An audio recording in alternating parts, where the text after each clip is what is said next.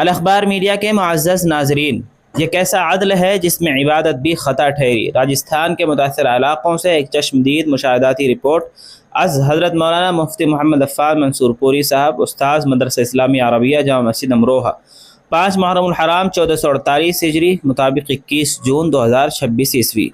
راجستھان کے سرحدی اضلاع خصوصاً ہند و پاک بارڈر سے متصل علاقوں میں بڑی تعداد میں مسلمان آباد ہیں۔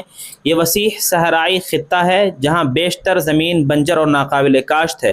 بارش کے موسم میں محدود پیمانے پر باجرے کی کاشت ہو جاتی ہے، جبکہ عمومی طور پر لوگوں کا ذریعہ معاش مویشی پروری ہے۔ پانی کی شدید قلت کے باعث جہاں کہیں پانی دستیاب ہو جاتا ہے وہیں لوگ آباد ہو جاتے ہیں۔ اسی وجہ سے صحراؤں میں مختلف مقامات پر لوگوں نے کچے پکے مکانات تعمیر کر کے سکونت اختیار کر رکھی ہے۔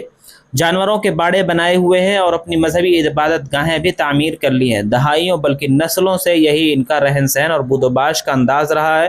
ان علاقوں میں غیر مسلم برادری بھی آباد ہے جو باہمی اتفاق، بھائی چارے اور پرامن بقائے باہمی کے ساتھ زندگی گزارتی آئی ہے۔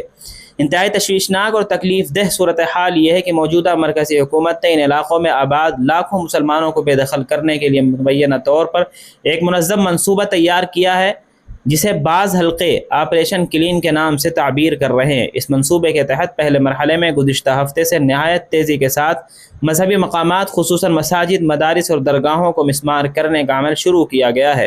ماہرین اور تجزیہ نگاروں کے مطابق اگلے مرحلے میں مکانات اور آبادیوں کو نشانہ بنایا جا سکتا ہے اور لوگوں کو علاقہ چھوڑنے پر مجبور کیا جا سکتا ہے۔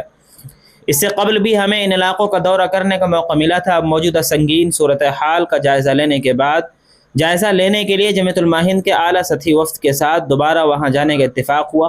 ہمارے ساتھ سپریم کورٹ کے سینئر ایڈوکیٹ جناب محمد طیب خان صاحب، جمعیت علماء صوبہ دہلی کے صدر مولانا محمد قاسم نوری صاحب اور مفتی محمد حسان ابراہیم صاحب شامل وفد تھے۔ متاثرہ علاقوں کے افراد سے ملاقاتیں ہوئیں، ان کے حالات سنے گئے اور زمینی حقائق کا قریب سے مشاہدہ کیا گیا۔ سراسر ناانصافی، جبر اور ظلم پر مبنی کارروائیوں کے ذکر کرتے ہوئے لوگ آبدیدہ ہو گئے۔ ان کا کہنا تھا کہ ان کی آنکھوں کے سامنے مساجد کو شہید کیا جا رہا ہے اور وہ بے بسی کے عالم میں کچھ کرنے سے قاصر ہیں۔ متاثرین نے بتایا کہ حکومتی اہلکار بھاری پولیس فورس کے ساتھ آتے ہیں، پورے علاقے کو چھاونی میں تبدیل کر دیتے ہیں، لوگوں کو گھروں سے نکلنے کی اجازت نہیں دی جاتی اور چند ہی لمحوں میں بلڈوزر کے ذریعے مضبوط عمارتوں کی شکل میں موجود مساجد اور دیگر مذہبی مقامات کو ملبے کے ڈھیر میں تبدیل کر دیا جاتا ہے۔ کئی مقامات پر نوٹس عمارت گرانے کے بعد دیے گئے، کئی جگہ نوٹس دینا بھی ضروری نہیں سمجھا گیا، جبکہ بعض جگہ صرف 2-4 گھنٹے قبل نوٹس دے کر قانونی تقاضے پورے کرنے کی رسمی کارروائی کی گئی۔ عام طور پر ان علاقوں کے لوگ نہایت سادہ مزاج، محنتی اور جفاکش ہیں۔ سخت موسمی حالات اور دشوار گزار زندگی کے باوجود انہوں نے ہمیشہ صبر، محنت اور پرامن طرز زندگی اختیار کیا ہے۔ ماضی میں انہیں اس نوعیت کے اجتماعی ظلم اور نفسیاتی دباؤ کا سامنا نہیں کرنا پڑا۔ یہی وجہ ہے کہ اس وقت لوگوں میں شدید غم و غصے کے ساتھ ساتھ خوف، دہشت اور غیر یقینی کیفیت بھی پائی جا رہی ہے۔ یہ صورتحال صرف املاک یا عمارتوں کے انہدام کا مسئلہ نہیں بلکہ بنیادی انسانی حقوق، مذہبی آزادی، شہری وقار اور آئینی تحفظات کے خلاف ایک سنگین سوال ہے۔ ہندوستان کا آئین تمام شہریوں کو مساوی حقوق، مذہبی آزادی اور جان و مال کے تحفظ کی ضمانت دیتا ہے۔ اگر کسی مخصوص طبقے کو نشانہ بنا کر اس کے مذہبی مراکز اور رہائشی ڈھانچے مسمار کیے جا رہے ہیں تو یہ نہ صرف آئینی روح کے منافی ہے بلکہ انصاف کے بنیادی اصولوں کے بھی خلاف ہے۔ مزید تشویش کی بات یہ ہے کہ اس قسم کی کارروائیاں ملک کی سماجی ہم آہنگی، باہمی اعتماد اور قومی یکجہتی کو شدید نقصان پہنچا سکتی ہیں۔ ایسے اقدامات معاشرے میں عدم اعتماد، خوف اور تقسیم کو بڑھاتے ہیں جس کے دور رس اثرات مرتب ہوتے ہیں۔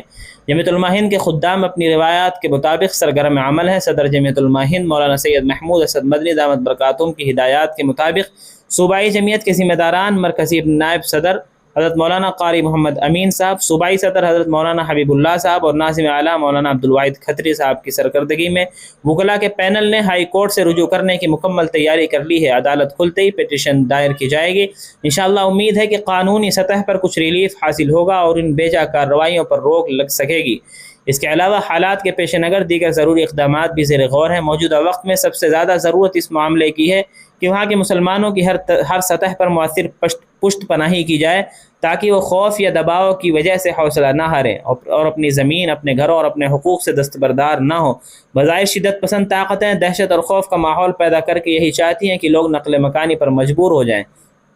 ملک بھر کے مسلمانوں، انصاف پسند غیر مسلم طبقات، انسانی حقوق کی تنظیموں، سماجی کارکنوں اور اہل دانش کو چاہیے کہ وہ ان کارروائیوں کے خلاف آواز بلند کریں اور ذمہ داران حکومت سے فوری مطالبہ کریں کہ آئین اور جمہوری اقدار کے منافی ان اقدامات پر بعجلت ممکن ہر روک لگائی جائے۔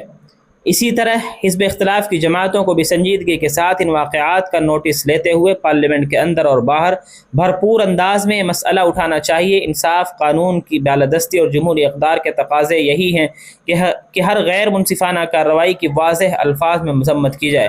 اس کے ساتھ ساتھ قومی اور بین الاقوامی انسانی حقوق کے اداروں کو بھی صورتحال کا منصفانہ جائزہ لینا چاہیے تاکہ متاثرہ طبقات کو قانونی و انسانی تحفظ فراہم ہو سکے۔ مسلمانوں سے ہماری اپیل ہے کہ نماز فجر میں قنوت نازلہ کا اہتمام کریں، استغفار، دعا اور اللہ تعالیٰ کی طرف رجوع کو اپنا معمول بنائیں۔ روزانہ 1100 مرتبہ آیت کریمہ لا الہ الا اللہ، لا الہ الا انت سبحانک انی کنت من الظالمین اور 41 مرتبہ سورہ فیل کی تلاوت کا معمول اختیار کریں۔